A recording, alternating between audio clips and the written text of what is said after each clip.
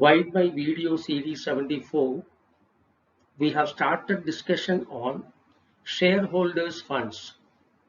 We had already completed our discussion on one of the items of shareholders funds, which is share capital. Now while this video series 75, we shall start our discussion on the other three items of shareholders funds, which are 1. Reserves and surplus. 2. Money received against share warrants. 3. Share application money pending allotment. Let us first start our discussion on reserves and surplus. The balance sheet, equity and liability side will show like this. The first item is shareholders funds, which consist of A. Share capital, 2. Reserves and surplus, C. Money received against share warrants. Next item 2. Share application money pending allotment.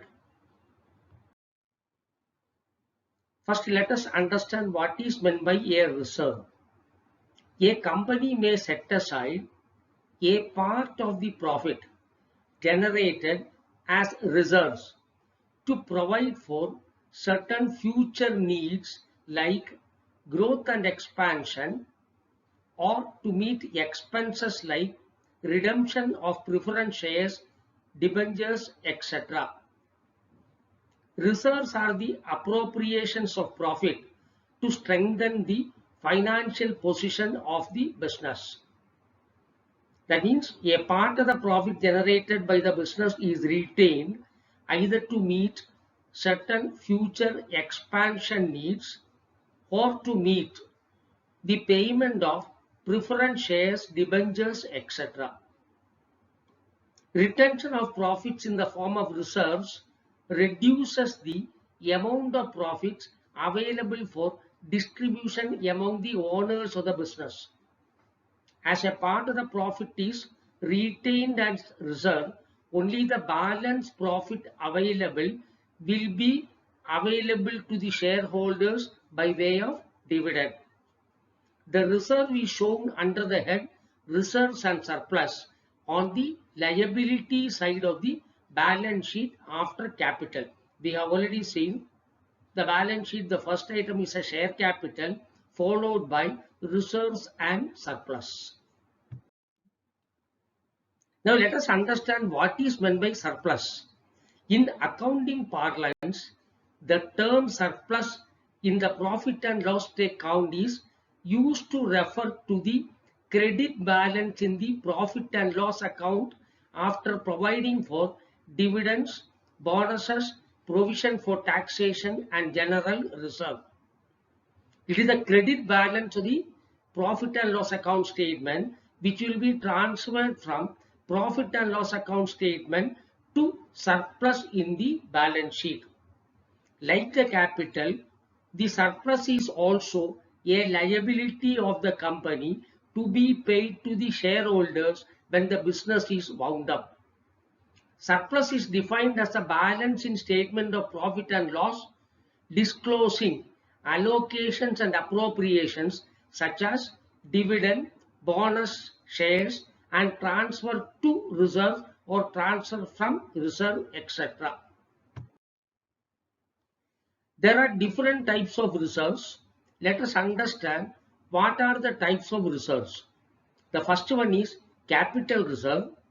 Second one is revenue reserve. Third one is capital redemption reserve. Fourth one is securities premium reserve. Fifth one is debenture redemption reserve. Sixth one is revaluation reserve. Seventh one is share options outstanding account reserve and any other reserves. These are the reserves which are mentioned in the schedule of the Companies Act 2013. Let us understand each one of them. Capital reserve and revenue reserve. Let us understand the difference between these two. The capital reserve is the reserve which is created out of the profits of the company generated from its non-operating activities and is retained for the purpose of financing long-term project of the company or write off its capital expenses in future. Profit on sale of fixed asset is an example for capital reserve. Capital reserve is a profit generated from the non-operating activity. For example, suppose a company is set up for manufacturing a particular product. The profit generated from its operating activity is the profit generated from its operating activity, that is the manufacturing, that is sale of goods. If the profit is generated by sale of any fixed assets, that profit, if it is retained in the business, is known as capital reserve. Revenue reserve means the profit generated from its main activity. As I have told you, in case of a manufacturing activity, the revenue is generated from the sale of the product. Any profit that is generated from the operating activity is called the revenue reserve, subject to the condition that the profit generated from the main activity is retained in the business. The third one is capital redemption reserve. We have learned in our previous video that the company issues preference shares which are redeemable in nature. So after a certain period, there is a need for the company to return the preference shareholders the money invested by them. When a company decides to redeem the redeemable preference shares out of the profits that are otherwise available for paying dividends, it needs to create the capital redemption reserve. That is, whatever may be the amount that is to be paid to the preference shareholders, the company sets aside a part of the profit to redeem these preference shares. Such reserve is called capital redemption reserve. Next one is securities premium reserve. A share may be issued at an amount more than the face value, provided the company's financials are very strong. They issue the shares at a premium.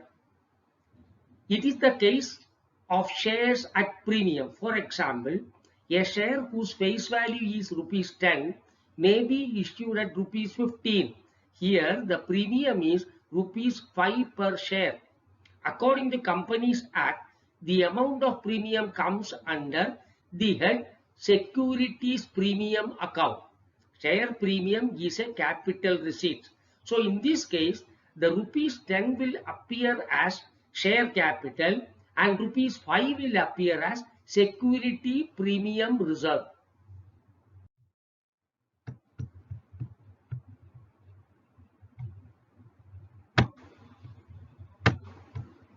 Now let us understand what is meant by a revaluation reserve. When there is an increase in the fair market value of an asset, the companies revalue the assets in tune with the market price. The main example of this is land, which tends to become more valuable over time. In this case, understand that to create the revaluation reserve, the company does not sell the assets. They are only revaluing the asset in tune with the market price. I will give you an example. The book value of a land which is purchased in 2010 was rupees 25 lakhs. So the balance sheet will show the value of the land as 25 lakhs. The current market value of the land has increased to say 65 lakhs in 2020. The company will increase the value of this land to 65 lakhs in the balance sheet. Having increased the value to 65 lakhs, the difference has to appear on the liability side also. The difference between the original book value and the market value is rupees 40 lakhs. This 40 lakhs will be shown on the liability side of the balance sheet as revaluation reserve.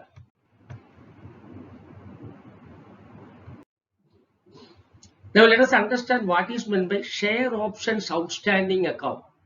It is a reserve which represents the difference between the market value and issue price of shares issued to employees under employees stock option scheme.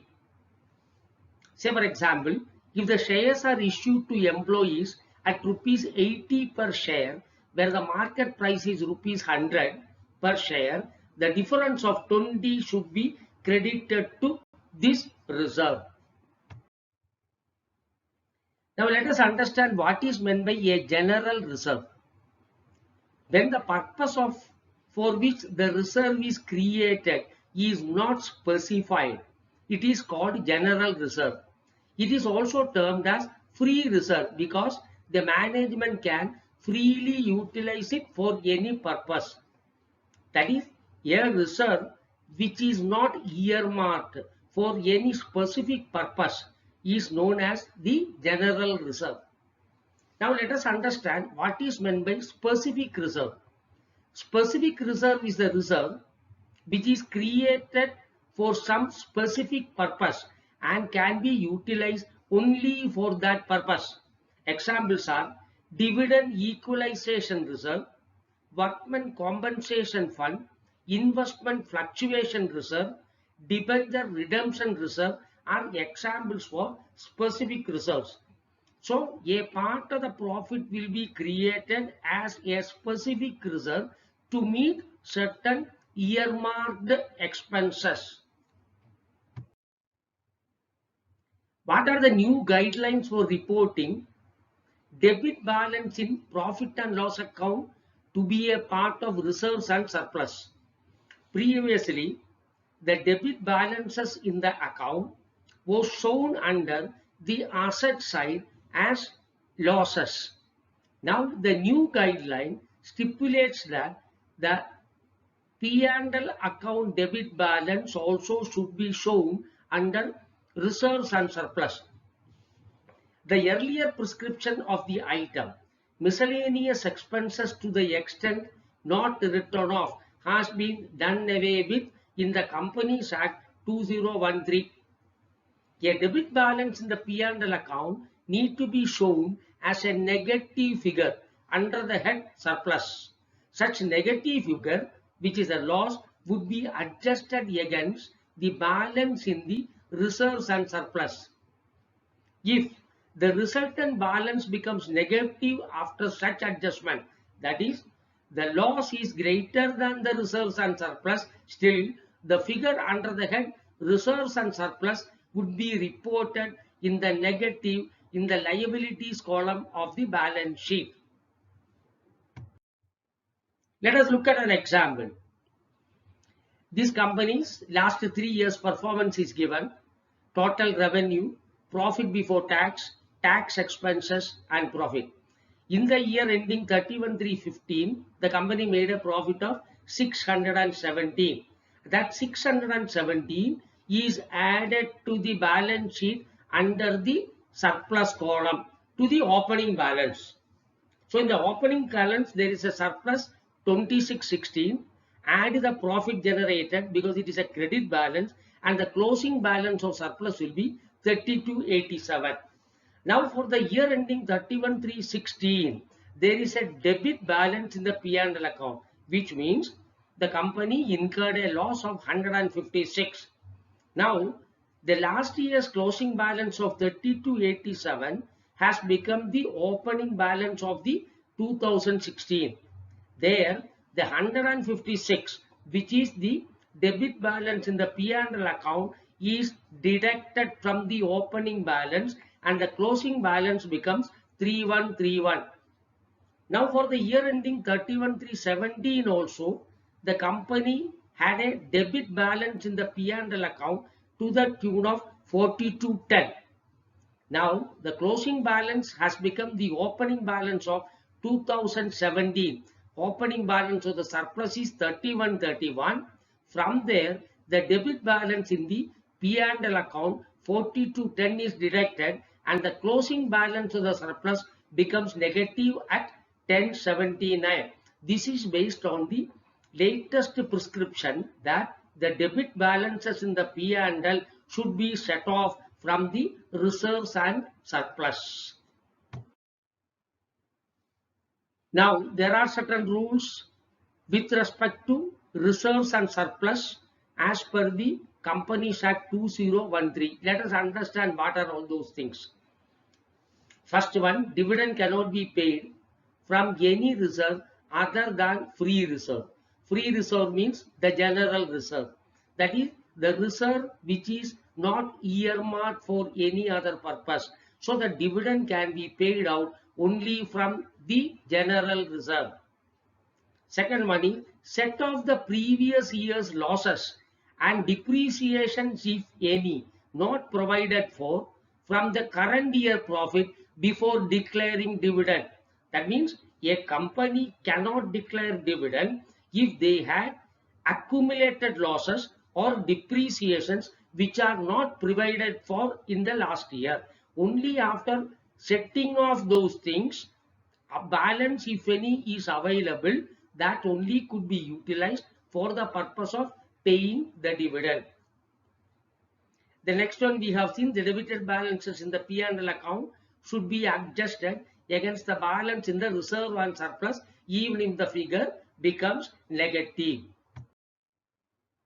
Now let us understand the next. Having understood the reserves and surplus, let us move on to the money received against the share warrant. Let us understand what is meant by share warrant. Share warrant is a document stating the offer from company to investor to invest or buy the company's shares at a predetermined price and on or after a predetermined time period.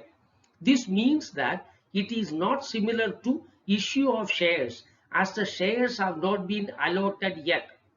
When the investor accepts the offer or exercises his option and pays any amount against such warrants, it's termed as money received against share warrants. So share warrants are offer given to the investors to purchase the shares at a predetermined price.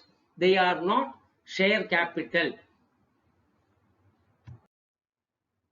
When the investor pays any amount against such share warrants, the money does not go to the share capital directly, as the shares are not yet allotted. So a separate head is formed under the head Shareholders Fund with the name money received against share warrants. The same is recorded under Shareholders Fund as given below. That is, first one, equity and liabilities, shareholders funds. Under that you have the share capital. Second one is the reserves and surplus, and the third one is money received against share warrants. Now let us understand what is meant by share application money pending allotment. Companies can collect the amount on its shares in easy installments spread over a period of time. The first installment is collected along with application and is thus known as application money. The important steps in the procedure of share issue are: 1. The company first issues the prospectus to the public.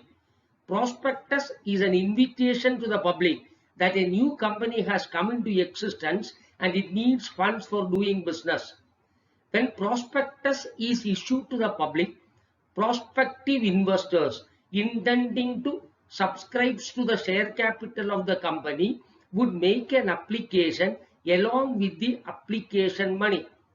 Having received the money, pending allotment of shares, the money received against the application will be shown in the balance sheet as share application money pending allotment. So far we have learned the capital side of a company's balance sheet: share capital, reserves and surplus, money received against share warrants, and share application money pending allotment. In my next video series 76, NPIers, Learning Modules in Lending, we shall continue our discussion on the same topic, company's balance sheet, and understand what is meant by non-current liabilities. Subscribe to this channel to receive information on new videos. Press the like button and share the information with your friends. Thank you very much.